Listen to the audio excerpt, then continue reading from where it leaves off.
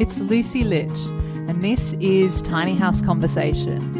It's the Australian-based podcast where I interview experienced tiny houses, tiny builders, and adventurers in the tiny world so you can discover how to create, build, and transition into tiny life.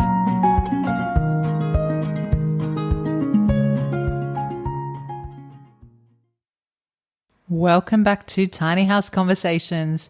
Today I'm speaking with Clare Lovelace, who's a dear friend of mine, originally from the UK, and we met in Sydney at yoga several years ago, and Clare now lives down in the South Coast of New South Wales in Batemans Bay, and she's also the owner of the yoga studio down there called Soul Tribe Studio.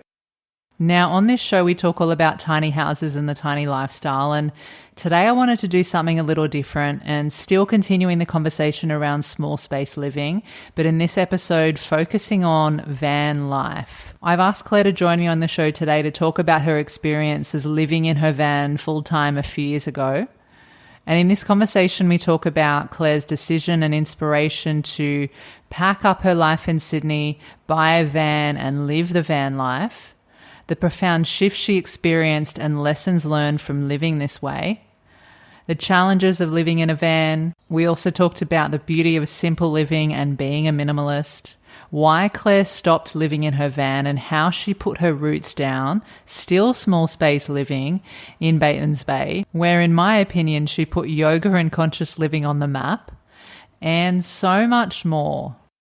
Now let's go hang out and chat with Clare. Hey Clare, welcome to Tiny House Conversations, and thanks so much for being here with me today, darling. Hi Lucy, thank you so much for having me. I'm so honoured to be here.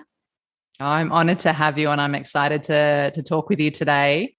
And, you know, Clare, before you left Sydney several years ago, you did a stint of living the van life, which took you down to settling in Batemans Bay for the past few years.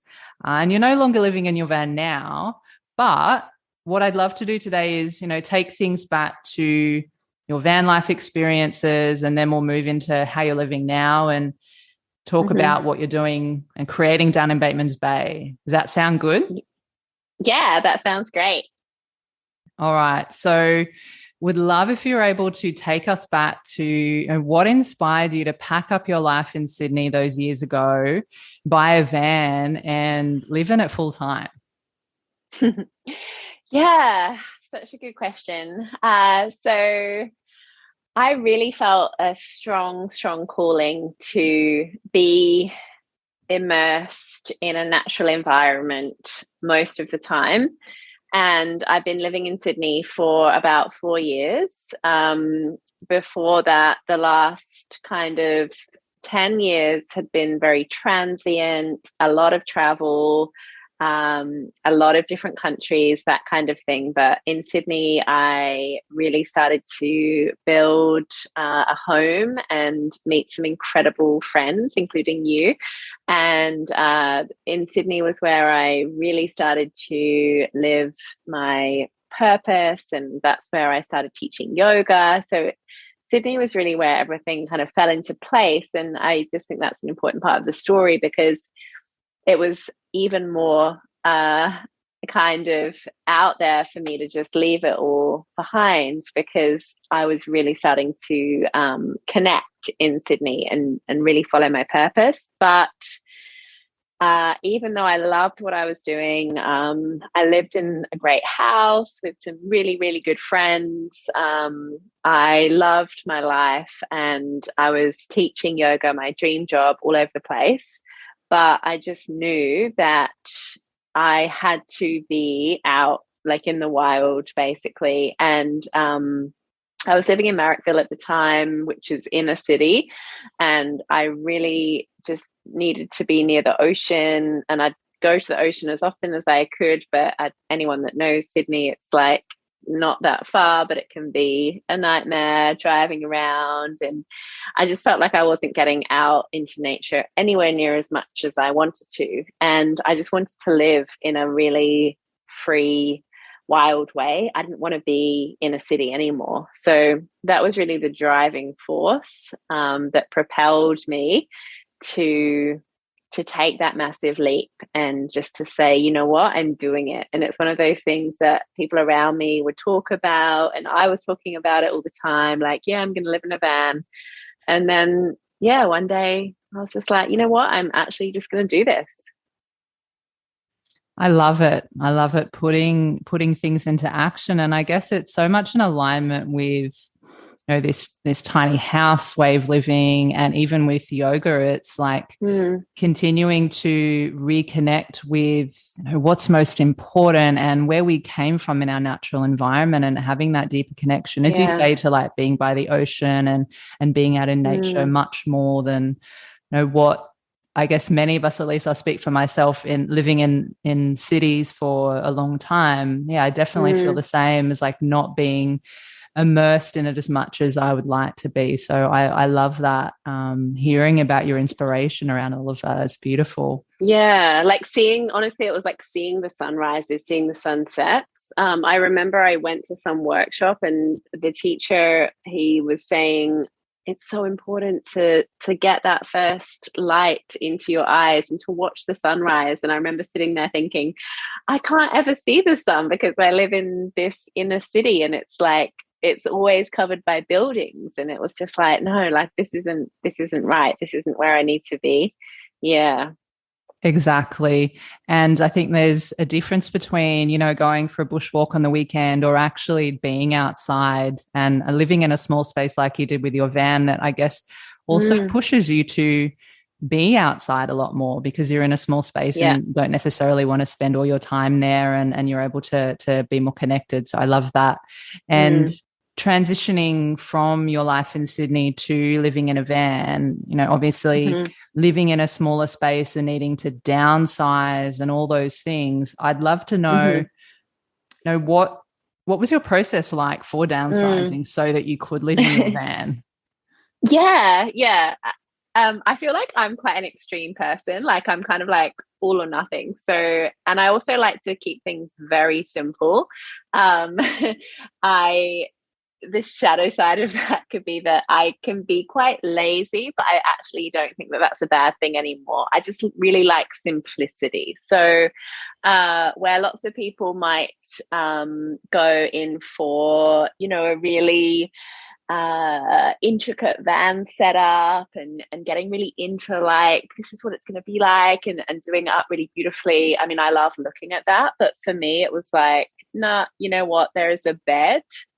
There was a tiny little, is still a tiny little fridge in my van that's connected to solar panels on top of it. I was like, that's enough. Like, I'm good with this. And my van is very, very simple and very small. It's basically like a Ford kind of work van converted. So I did it really simply, and I guess you could say in a way quite extremely. So I was living in this place called Marrickville. I didn't really have that much stuff anyway, because I had been traveling over the years a lot. I'd spent lots of time living out of a backpack and that kind of thing. So I was already very aware of not accumulating stuff, because I had this this inner knowing that at any time I might want to do exactly what I was doing and pack my whole life up. So I didn't have really any furniture or stuff like that. So the process was, I found the van. It was really cheap. It only cost $3,000, which is so amazing. And got a mechanic friend to check it all out. And engine was really sound, and it had just been converted by this like German couple, and then they had to leave. So it was all just so perfect timing, perfect price. Because I really didn't have much money at the time either. But the first thing that I did then was like, okay, I'm just going to throw a garage sale. And all my other friends that were living in this house with me, they were leaving the house as well and moving on to different things. So we started hosting little garage sales every weekend, just put a little sign up, and people would come by, and, the little stuff that I did have, I just got rid of it. I just sold it, or most of the time I just gave it away. But it was basically just clothes and, the odd bits and bobs. But I went quite extreme, because I was just like, I don't need anything. I started really really enjoying getting rid of everything. And so I put everything out on the street, like even, I don't know, clothes and jewelry and stuff that I actually really, really loved. And at first I was like, no, I want to keep this, I want to keep that. And at first I was sorting through things, but then I was just like, no, I'm just going to put it all out and just get rid of it all, because the space that I had to store stuff in the van was tiny anyways. And I was like, I don't need any of this stuff. So that was just this full like, nah, I don't need it. And so I got rid of really everything. And that's how I did it. And then then I realized that I didn't really have any clothes at all. But luckily it was just this sign of, we get rid of everything, the universe always provides. And then a friend of mine was like, oh, I heard that you're traveling, you're going down south, it's winter, you might need some warm clothes. I'm assuming that you don't have any because I know you, so here's a bunch of warm stuff. Like a week later. So luckily that was I got some clothes back. But yeah, it was just this really freeing, liberating experience of getting rid of really everything. Like, I don't know, pictures and even things I thought held sort of sentimental value. I just felt like, nah, I just want this completely clean slate. And it felt amazing. And I've never regretted getting rid of anything or missed anything. So yeah, that was pretty radical. And yeah, I moved out of that house and it all happened really quickly. And I remember leaving the house and then just kind of getting in the van, and there was this feeling of like, oh my God, like, what have I done? Like, is this my life? Like, now I just live like in this van. And it was quite, it was so freeing, a little bit scary, just so new, like so new to think, wow, I don't have like a base anymore. It's just me in this van. I kind of felt like a snail, like carrying everything on my back in a sense, like everything that I had in the world was like in this van that was portable. So it was just such an incredible feeling, and I had no plan whatsoever. So I literally just sort of started driving, and I was just like, right, I'm just going to drive and then see what happens. That so sounds like you, right? I love that. Yeah, I know. And everyone else had their super fancy, like cooking setup and this setup and that setup. And I would just be like there sitting in my bed. You couldn't really even sit up in it, but just like crouched down, like, and I couldn't really bother to cook either. So I just ate like the cheapest thing that I could find at the time, which was like big bags of carrots and then like peanut butter. And I just eat carrots and peanut butter like every night.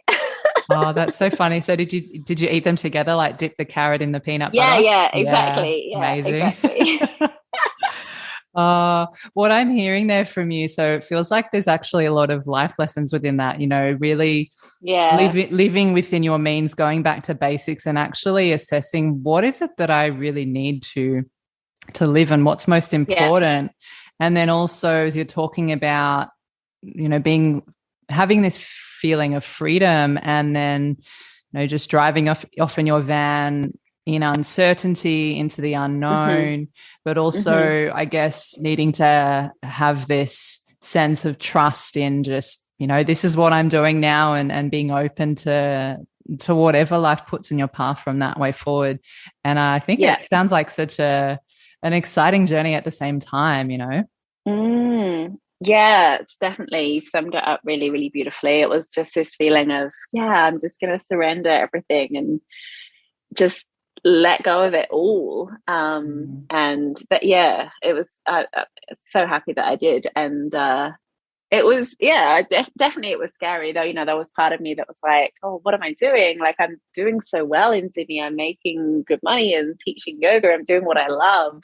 Like, why am I just leaving it all? And I've got all these friends and all the rest of it. But I just knew that it was what I had to do. And the more that I let go of, the more I let go, the more came to me and came my way. Yeah. Sounds like I guess calling, something deeper, calling you to explore. Definitely. And definitely. It was almost like I didn't have a choice. Like, I was really being it felt like I was really being dragged by some kind of force greater than myself. And I think that because I'd done that a couple of times. Well, I'd definitely done that when I left England, as in started going traveling around the world. It was the same kind of thing. I just felt this kind of pull, and same thing, you know, I just got rid of everything and packed a tiny bag. And so because I'd done that, I think that I was much more like, there was definitely fear there, but mostly I was just like, it's always going to work out. Things are always going to work out.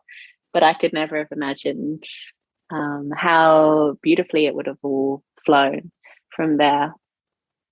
Yeah, for sure. Watching your journey has been such an honor, and so yeah, just so beautiful to witness. So I'm grateful to see how everything has turned out for you. And you know, before you talked about with your van, it being very simplistic and what it contained. So I'm wondering, you know, when you were living in it full time, what were you doing for things like showers and toilets and those types of things? Yeah, so again, very simple.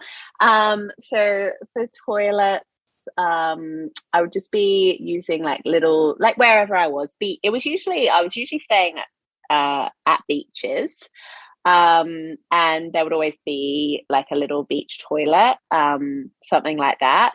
I never actually stayed at like official campsites or camping grounds. So I was usually just using like whatever little public toilet was around. I mean, if I was doing a wee, like I would just wee anywhere. Like didn't Bush really use toilets. toilets for that. Yeah.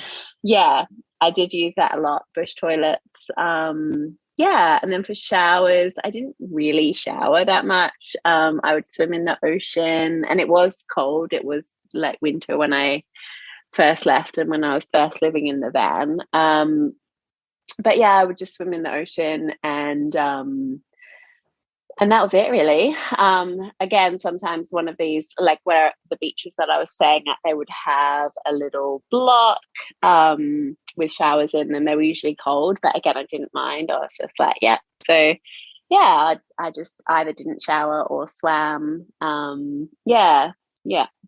Perfect. It sounds like you made it work for you. And I know it's been a few years, but I'm also wondering if you're able to maybe also take us back to those first few weeks of adjusting to that new way of living. You know, do you remember like what that was like for you and what came up for you in those first few weeks? Yeah, I remember feeling like just such a sense of freedom and relief, about having no responsibilities. So I'd gone from teaching lots of different jobs and having a very full schedule and always having to think like, oh, what am I doing now? What am I doing now? So I remember this feeling of spaciousness, of not having anything that I had to do, and just complete freedom. Like I could go anywhere, I could sleep anywhere, I could drive anywhere, and knew that I could always just stop at the side of the road or anywhere I was and sleep. So definitely I felt really free.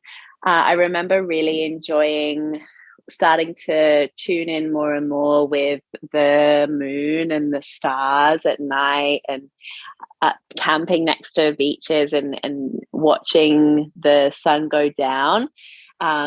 Always going to sleep really, really early, which I was doing before, but this was like next level early, because as soon as it got dark, it was like, well, there's nothing else to do. And it's not like I had any kind of living space whatsoever. So yeah, I just read my book.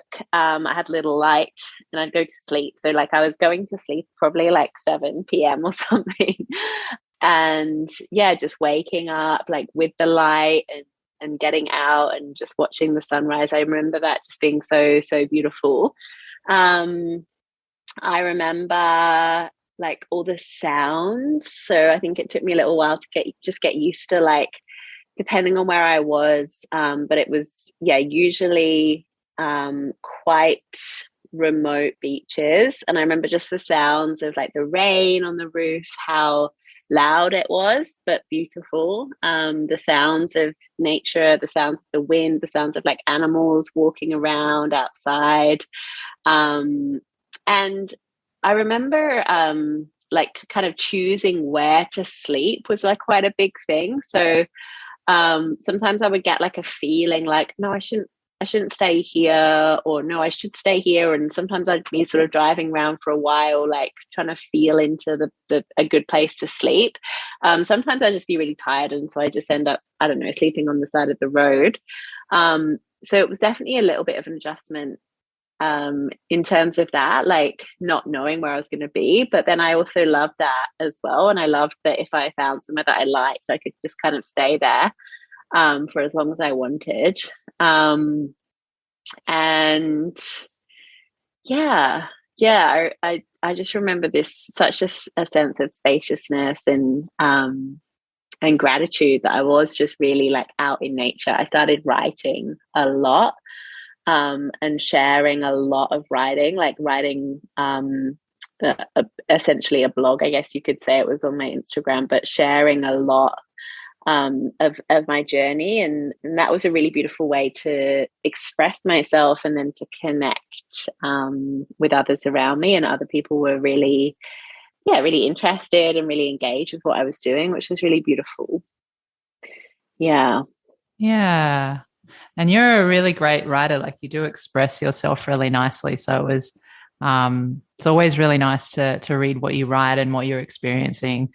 And, what you were talking about there before, going to bed really early and then getting up with the sun. And, it's like returning to living in alignment with nature's cycles. I remember over 10 years ago when I lived in Africa, and I was living in a much simple way. We didn't have running water. We didn't have electricity except for a generator at like 8:00 in the evening, or maybe it was even in the middle of the day, actually. Yeah, middle of the day. And I remember going to bed, like it would get dark and we'd have candles inside, but like shortly after the sun went down, I'd be in bed, and then you get up at like 5 a.m. and the sun is up, and it was just the most just a really beautiful way to live, and not feeling tired, and feeling just so much more connected to the outside world, and again to what's important, and not needing anything more than that. So I can definitely resonate. Yeah, exactly. Yeah, it's such a beautiful natural rhythm that I got into really quickly, actually. I think I just realized how like overstimulated I'd been for quite a few years in the city. And it was just so beautiful to slip into that natural rhythm, which I did really quickly. And just being outside as much as possible, and well, all the time, was just so special. Yeah. So a remembering of what makes us human, I suppose. Yeah, exactly. And just the simplicity of it all. Like, and I realized really quickly as well, like, I don't need anything. Like, I actually don't need anything. And I don't really need much money at all either. Because I'm so self-sufficient, as in all I need is a little bit of maybe a little bit of fuel money, a little bit of money to take to buy food. And again, my food was really, really super simple. And it was just really, it's just such a simple way to live. So that was just such a great reminder. And then I was like, oh wow, I've really overcomplicated my life in lots of different ways over the years. It's the nature of modern life and our modern world that we've all created together, I suppose. And I'm also wondering, when you were living in your van, what was maybe one of the most challenging things for you about living in that way? To be honest, it was like I remember the logistics of just finding my stuff, even though I didn't have very much stuff, but just keeping my things like semi-organized, and like washing my clothes. I remember that was a challenge, and I only had like one towel, and the towel was like always dirty or wet. And I remember like going to laundrettes and things like that to wash my clothes. So I do remember that feeling of like, oh, everything's kind of gross and stinks. And yeah, like periodically, I'd get everything out of the van and air it all out on a nice sunny day. But yeah, I think like not having any space, that was definitely, as in like I had loads of space in my life, but not having any space in the van, because it was such a simple setup, like I didn't really have any storage. That was definitely challenging. um how things could just so quickly just be like everywhere, and I just couldn't find things all the time. So I do remember that being a challenge. um yeah, like I had like the odd random incident. Like I remember once, quite really really early on, I was staying at a down a beach somewhere, and I think I was just sort of on the road and I hadn't really found a great place to park up for the night. And I went to sleep, and then I like heard this massive like bang bang bang like on the van, on the side of the van, and I was like, oh my god, like what was that? It was really scary. And then this car like driving off really fast, and I didn't know what it was, and I just was really freaked out. And my van, I couldn't climb into the front seat from the back seat, so like I couldn't just drive off. I had to like get out, and I remember being really scared. But and then in the morning, like I drove somewhere else, and in the morning I was like, what even was that? And I looked at the side of the van, and there was just like eggs like on the van. So it just was like kids throwing eggs in the van. It was like nothing. But at the time, in the middle of the night, it was like super scary. So I remember that a few times just getting a bit freaked out about stuff like that. But Yeah. generally I felt great. Yeah. Interesting. I mean, do you have any other interesting or funny or memorable stories around that time were living in your van? Um Well, I've got a story, but it's a little bit scary. But it was like a story that was, yeah, a time where I felt scared. And I was woken up really by this amazing intuition. So, yeah, another time I was sleeping in the van, and this was, I was living in my van at the time, and I'd been living in it for a little while and been doing the odd random house sit and stuff like that. And I'd actually come back into the city, back into Sydney, just to do a teacher training or something like that. I think it was something to do with some work that I had on, whether I was attending one or running one, I can't remember. But anyway, I was staying in the city that night in my van. And I'd parked there before at this one place, and I thought, oh, it's totally fine. And I remember getting there in the evening, and I just kind of had a weird vibe about staying there, but I was tired, and I was just like, oh, I can't be bothered to go anywhere else, even though I had loads of friends in Sydney that I could have stayed at anyone's house. But I was just like in my own vibe, and I didn't really feel like talking to anyone or anything like that. So yeah, I just parked up at this place and went to sleep. And then in the middle of the night, I had this dream that there was someone outside, like this evil presence that was trying to get me. And it was a really strong, vivid dream. And it woke me up. And the first thing that happened when I woke up was I just looked over and I realized that I hadn't locked the side sliding door properly, which like was really good with that stuff usually. I was like, oh wow, okay. And I reached over to lock it, and then like literally like 3 seconds later, this hand came out of the dark and went to open the door. So, and there was this man outside like trying to get into the van, which was just so terrifying. It's not really a funny story, but Memorable it was, though. yeah, very memorable. And that was probably one of the most scared that I've been in my life ever, because he was really like trying to get in, and my van is not extremely secure really. I mean, it wouldn't take that much to break into it at all.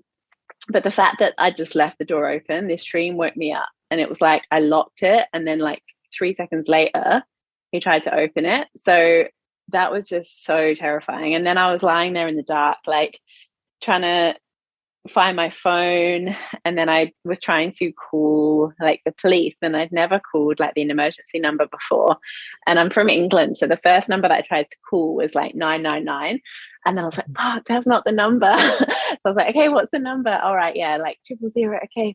And then I was like hiding my phone under the pillow and trying to call, and meanwhile he was like walking around and around the van, and it was just like this really like dark presence, like trying to get in, and it was so scary. But luckily, I got hold of the police, and they came relatively quickly. And I don't know what happened. The guy just ran off or whatever.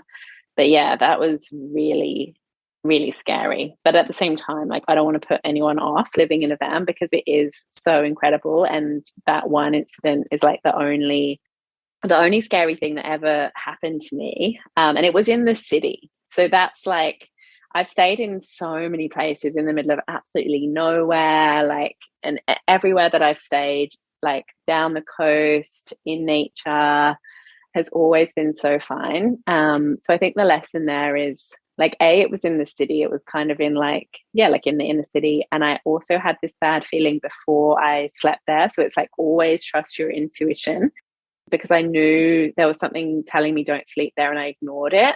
It was definitely scary, and it was definitely like I felt really grateful that my dream, my intuition, whatever you want to call it, woke me up. And then it was such a strong reminder to always trust my instincts.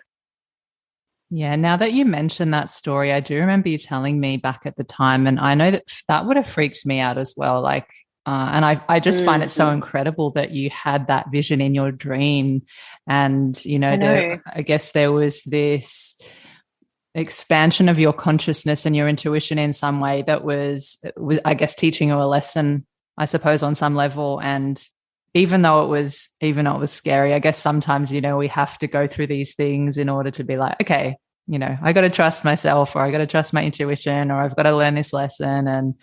And thankfully, all the good experiences crowd out ones like that. So definitely. Yeah, definitely.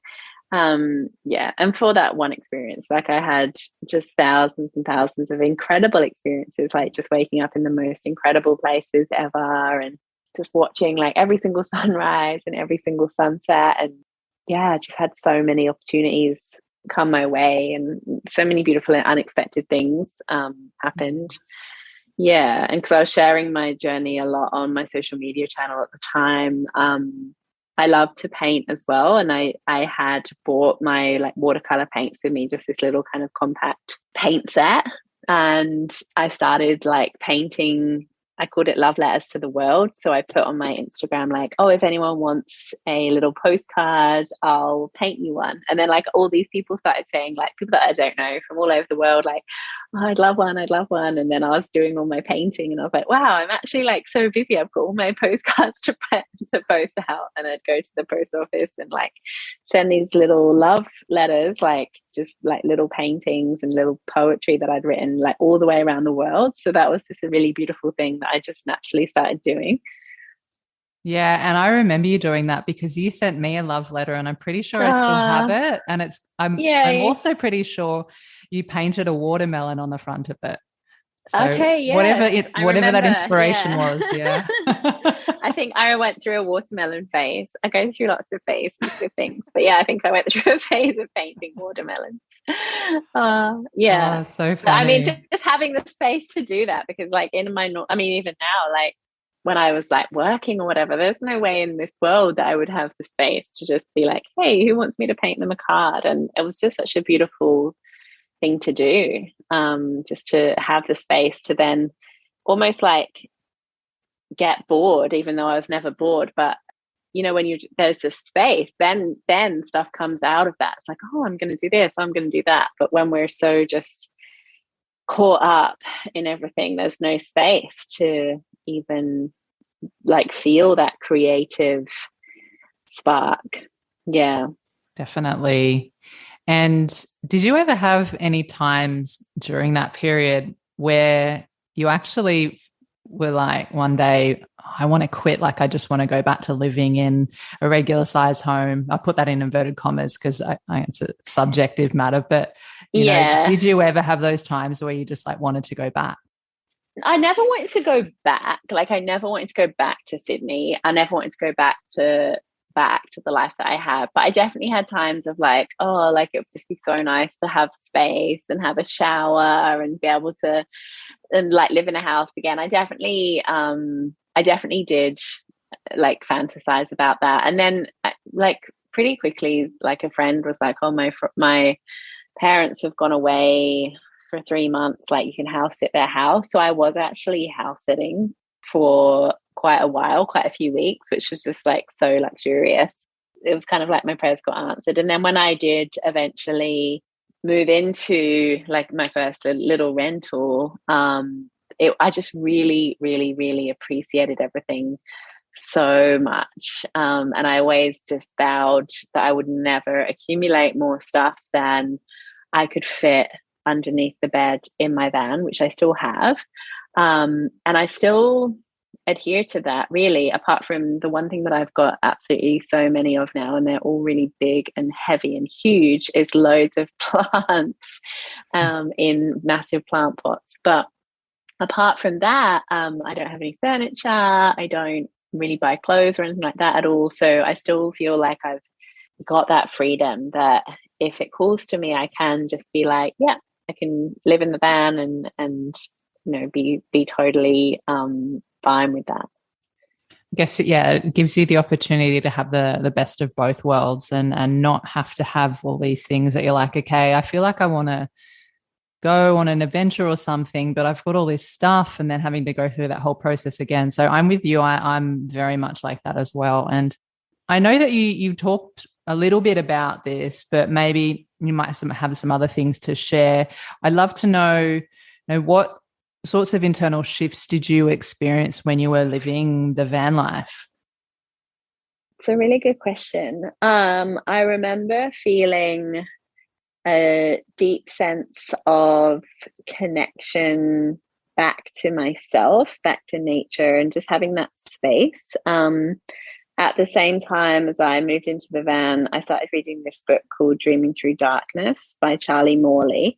And it was all about shadow integration. I had never really heard of that term before, and I didn't know what that was, but it was like perfect timing, because then I had all this time to delve into that book and start to get to know myself on that deeper level and start to do this shadow integration work, which is essentially was for me like looking within myself and going inside and looking at all the different parts of myself that I had rejected over the years, that I wasn't comfortable with, that I wasn't owning, that I was thinking were wrong or bad. And it was a really beautiful time of self-reflection, self-study, self-acceptance, and just really learning to love myself in this deeper way.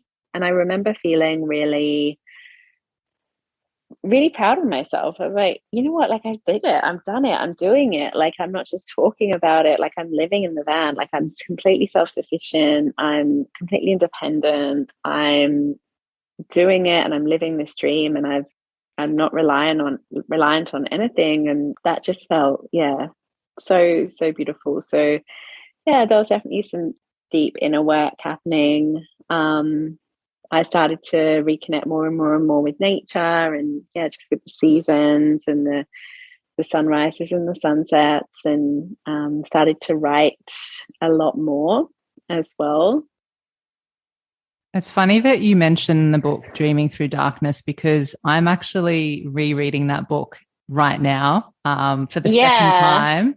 And the first time, and I think it was by recommendation from you those years ago, and I listened to the audio book, and now I'm actually reading the physical book. And yeah, I love it. And, you know, for anyone that might be interested in checking out that book, I'll put the link in the show notes. It definitely is, I think, one of the best books I've ever read in that genre and that style of books. I'd really, really highly recommend it. It's just so practical and straightforward, and I learned so much from that book and in that time.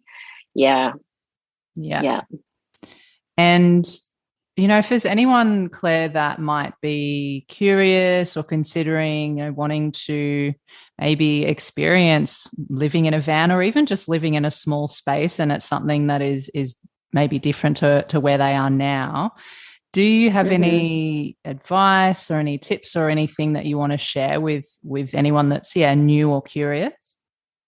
I would say it's natural to feel some fear or trepidation, but just know that everything will be okay. You'll always be supported. In terms of living in a small space, like I really feel like less is more. Like the more stuff that you can get rid of and more stuff that you can cull, the easier it is, because the more stuff you have, it's like the more you have to organize things and find place for things. I would say simple is best, and don't worry about anything. I always say, like, just don't think about it, like don't overthink things, because I think that we can all talk ourselves out of things so easily. And I mean, it's just the way that I am, but I don't like to future forward, or the moment that I realize that my mind is going into like, oh yeah, but then this might happen, or then this might happen, I'm like, no, like stop, just do it. It's like you just got to jump and trust that the net will appear. So yeah, just don't overthink it. And it depends on what kind of person you are. I'm definitely not someone that likes to prepare things at all, so I just like to go for it. I think that you can get really stuck on that like preparatory part, thinking I'm going to do this, I have to find the perfect band, and it has to be this, and it has to be that, and it has to be that, and then never do it. So I would just go for it, and you can just figure it out along the way. I think that's really great advice, and it applies to so many things that we do in our lives, doesn't it? And it's taking action and following that internal feeling that obviously something inside of you is stirring and something inside of you is calling you to whatever it might be. Whether it's living in a van, whether it's living in a tiny house or some other way of living, or even just something different in your life, like a different path or a different job or a different way of life. And so many lessons in trusting. I tend to be quite like you in terms of just not planning too much. I think I may be like, there's a small part of me that will look up a few different things and have a bit of an idea. But then I think that the more that I go down this path, and with yoga and all the healing work that we both do, just the more I go down that path, the more it's easy to let go and just like be in the moment and be present and just make those decisions as you go. And as you said, like you just figure it out as you go along. And I know I also often think if I ever get caught in the mind of like either worrying about, how things are going to turn out or what's going to happen. And then I remember, hang on a second, everything always works out as it's meant to be, even if it's not the way that you thought it might or you wanted it to.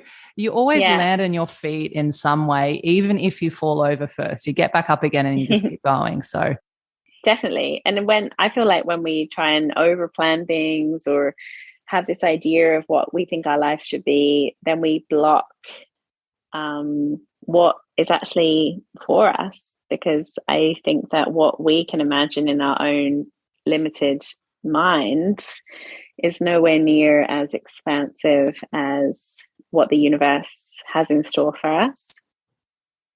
Exactly. There's always a greater force or a greater power or whatever you want to call it to guide us. And can just bring it back to it's that internal guidance, right? We always know on the inside, we always know. We just got to get out of the way and make it happen and remember it. So yeah, exactly. And I'm also curious, Claire, so is there anything, and maybe there's not, but is there anything that you wish you knew back at the start of your own experience of going on that journey of living in your van? What I would have said to myself if I could go back and speak to myself 4 years ago or whatever it was, I would say don't be in a rush to fill the space. So I quit all my jobs, for example, and I wasn't working. And even though I was really relishing in that, I think there was still part of me that was like, oh, I should do more, or should write more, should put more workshops out there, should do this, should do that. So I would like to tell myself back then, like, hey, it's all coming. You're going to be like busier than you've ever could imagine. So just chill out, like let yourself have this time, let yourself rest, and just totally like let go and surrender even more. Because even though I was in total surrender, I definitely had moments of like, oh, what am I doing? I'm not doing anything with my life. I'm just sort of floating around. But in my experience with myself and also talking to other people, it's those floating around periods. Sometimes, you know, people refer to it as the void space, like just having that complete emptiness and just going into the void and clearing all of that space. I would have said to myself, don't be afraid of that. Like, just relish it, enjoy it, like, take your time, slow down. Instead of, you know, there was always a little bit of like, oh, should do more, should do more. Yeah, I remember this beautiful analogy that one of my friends used relatively recently. It's like, there's that saying, when one door when one door closes, another door opens. But people forget about the corridor in between. So when one door closes, there might be this time of like hanging out in the corridor, waiting in the corridor, just being in that void space before the next door opens. So I think that's just really important for all of us, that it's so beautiful and natural, and it's okay to not know what's happening and what's coming up. In fact, it's the only space, the void space is the only space that we can be completely open. And it is scary, it definitely is, but it's the only space where we can be totally open to divine flow. So I would say that, like, don't be afraid of the void, don't be afraid of the seemingly nothingness, because it's actually not nothingness, and there's so much happening within that space. There's so much restoration and creative seeds being sown, even if you don't realize it.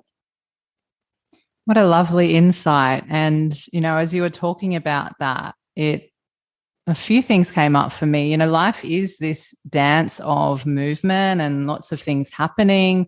But then after the movement, there needs to be stillness and space in order, as you say, for creativity to happen and for flow to happen.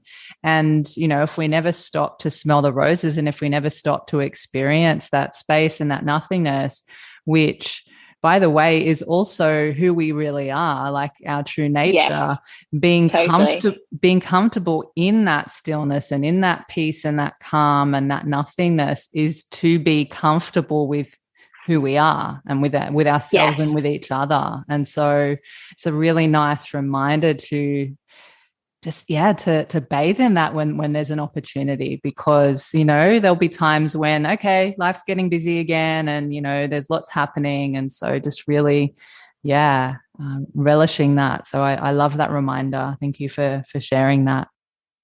So Claire, I thought we would switch gears here a little bit. And, you know, so you were living in your van for a period of around 9 months. And I know that you talked about how you were house sitting in that period too. And now you've ended up down on the South Coast in Batemans Bay, and you've got your van, but you're no longer living in it. And I'm just wondering, you know, what made you decide to transition out of living in your van and put your roots down in Batemans Bay?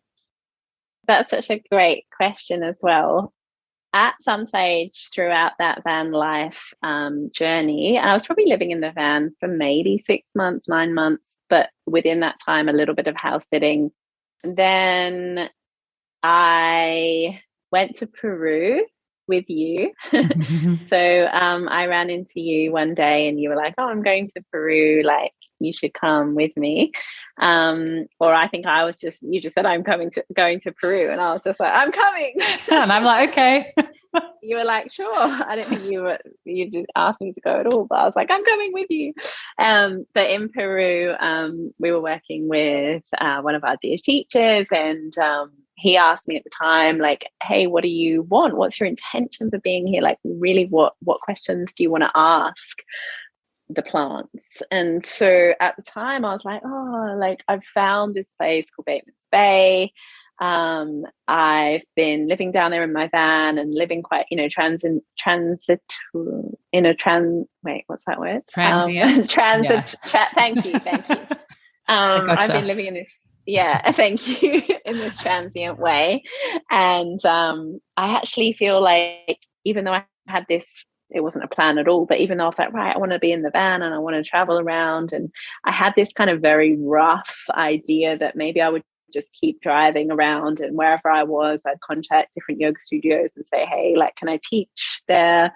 Which is what I've been doing a little bit. But when I got to Peru and started working in a deeper way with myself and with the plants, I realized that no, actually, I really want to stay in this place. There's something about this place that I love, this place, Batemans Bay, which is funny because it's like it's such a little like funny town, Batemans Bay, but the natural surroundings are just so stunning and beautiful. So I said to Jorge, to our teacher, like, yeah, this is what I want. I want to put down my roots. I want to build a community. I want to be able to sustain myself. Like, I want to do what I love, which is teaching yoga. And then as soon as we got out of the jungle and we got back to Lima, the very first message that came through was from this woman that I'd met not that long ago, Danny, saying, hey, like, I've created this yoga studio down in Batemans Bay, but I can't run it anymore. All this stuff has happened in my life. So do you want to manage a studio for me? So I just took that as like a massive like sign from the universe of like, oh my God, okay, yes, 100%. This is everything that I've been asking for. So she didn't really manage the studio. Like, I got back to Batemans Bay and she basically said, okay, here's the keys to this yoga studio. This is when the rent's due by, and she just like split and like gave me the keys. And so suddenly I was just in charge of this whole business, which had been closed. But yeah, this whole studio to do whatever I wanted with, which was terrifying and amazing all at the same time. So then I like had like loads of rent to pay and I had to find teachers. Well, I didn't have to do anything, I chose to, but I just kind of walked into it blindly. If she'd said at the time, do you want to buy a yoga studio, I would have probably said hell no and like kept on going, because I just didn't want that level of responsibility, or I thought I didn't. But yeah, that was 3 years ago now. And so then I just started running this studio, and suddenly I owned a yoga studio. I ended up buying off her, and you know, now I own this yoga studio and I have like 15 teachers, 40 classes a week, millions of retreats and yoga teacher trainings and all the rest of it. So that's basically what stopped me from living in the van anymore, was like, oh my God, I have a whole like business to run, and just wasn't very practical trying to run the whole thing like out of my van. So I was living in my van like for the first month or so, and then I was like, oh, this is ridiculous, I need to find somewhere to rent. So then I just started renting a place here in this area, and I've been here ever since. And I've moved a couple of times, and now I've got this beautiful little kind of like a tiny house. It's not really a tiny house, but it's a little kind of cute granny flat that I live in this place called Browley. Yeah, again, I didn't have a choice in any of it. I feel like I was just kind of like pushed into it, but I'm very grateful for it. Like, I've never been happier, and I'm extremely honored and humbled by how the divine works and how the universe works, and how now I have this incredible studio that I get to run in the way that I want to run it, and it's amazing. Yeah, it really is amazing. And I still remember when we were in Peru, and I think we were taking an internal flight, and you were checking your emails, and that email came through about the yoga studio, and then to see everything that's unfolded since that time, after, I guess, we, both of us, but you in particular, for your part, did, you know, all this clearing and deep healing work, and then to see just how quickly all these little things got put into place for you and your path and led you to your yoga studio there. And even though I've, you know, been along for the ride and I've been watching you, it's so nice to just hear you reflect on, you know, where you came from and what's unfolded now. So, and speaking of the studio, and I've told you this before, but I reckon that you've put Batemans Bay on the map, especially in yoga and, you know, conscious living practices. And I'd love if you're able to share with us, you know, what you're doing with Soul Tribe Studio and all the things that you're creating and that you're facilitating down there. Yeah, thank you. That's so sweet. to say that. And yeah, like I feel like that's right. I mean, there was definitely like a little bit of yoga and things like that happening here before, but there was definitely no studio, there was no hub.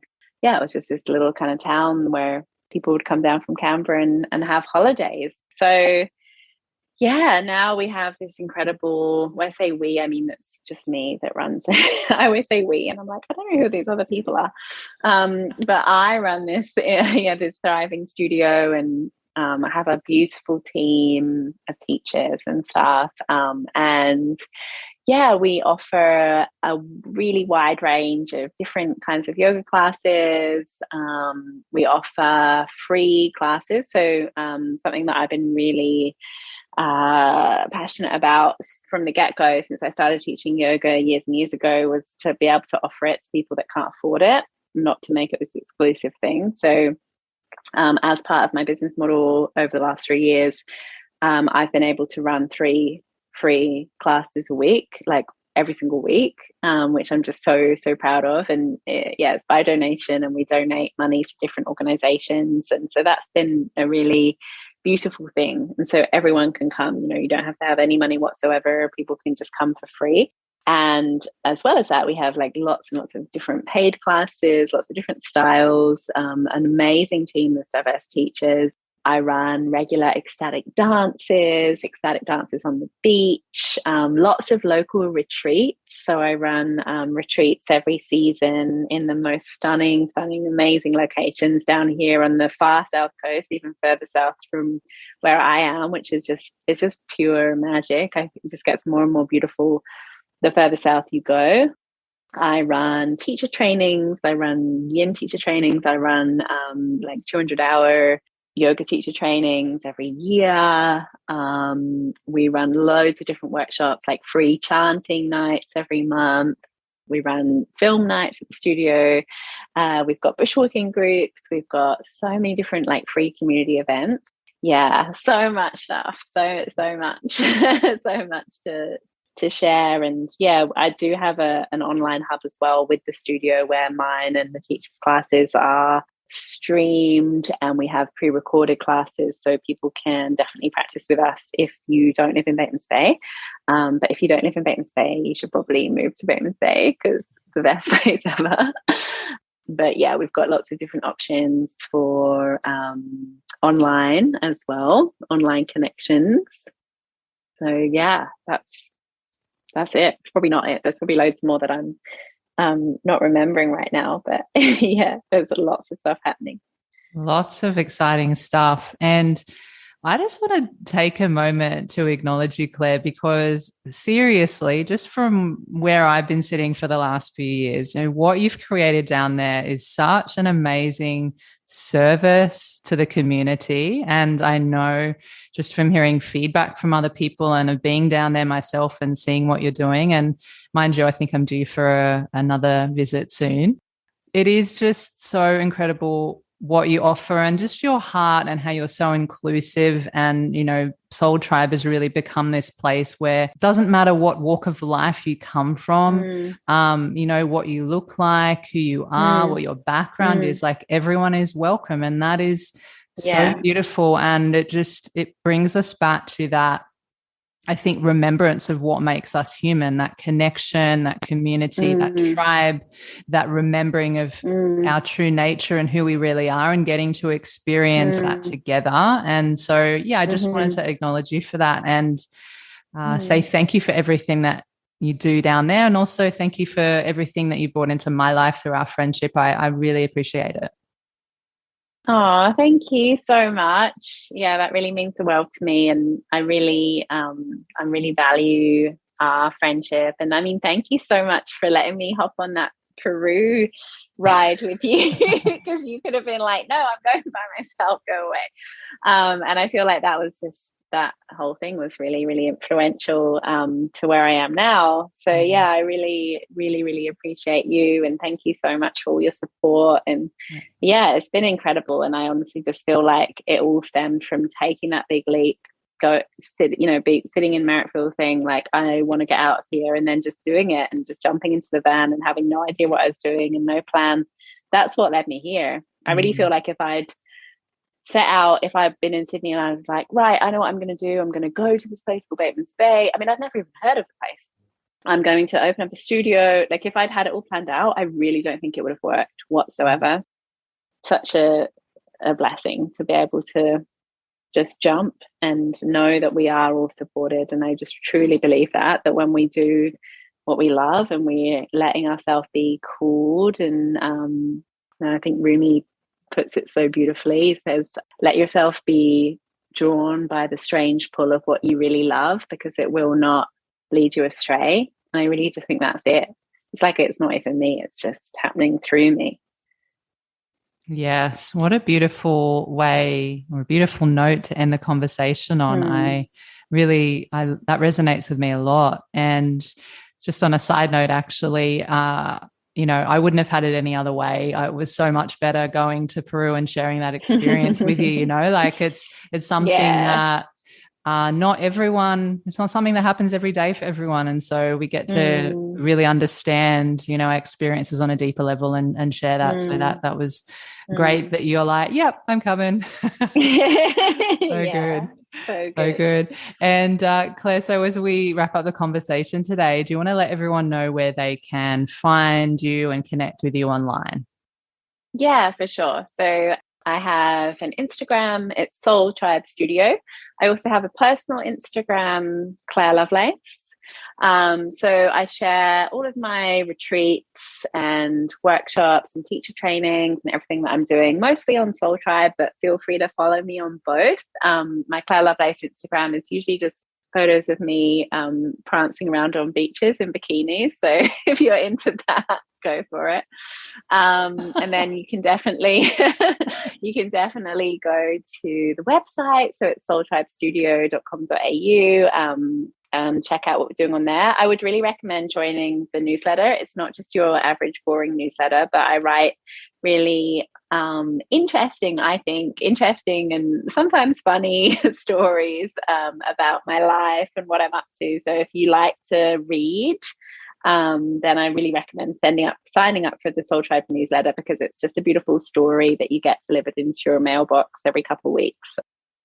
Perfect. I will put everything in the show notes for everyone so that they can go check you out. And if you want to, go and connect with Claire and, find out more about, what she's all about. There's, a lot of insightful and inspiring and funny and creative endeavors that you're sharing on there. So yeah, make sure you go check Claire out, and you can find those show notes at tinyhouseconversations.com.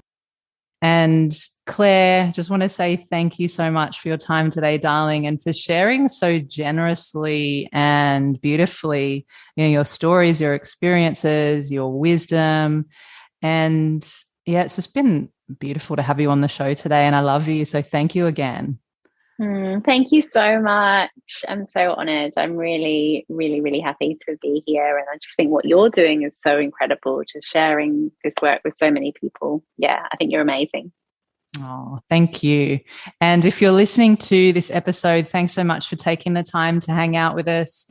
If you want more Tiny House Conversations, I release a new episode every Thursday. So make sure you hit the subscribe button and you'll know exactly when the latest episode is live. And until next time, we will see you soon. Hey, Tiny Lifers, thanks so much for listening. And before you go, one of the best ways to support this podcast is to share the love. That way I can keep bringing you more valuable tiny house conversations to help you on your own tiny journey. So make sure you head over to Apple Podcasts or wherever you're listening to this episode and leave a 5-star rating and review. Thanks so much in advance. I appreciate you, and see you in the next session.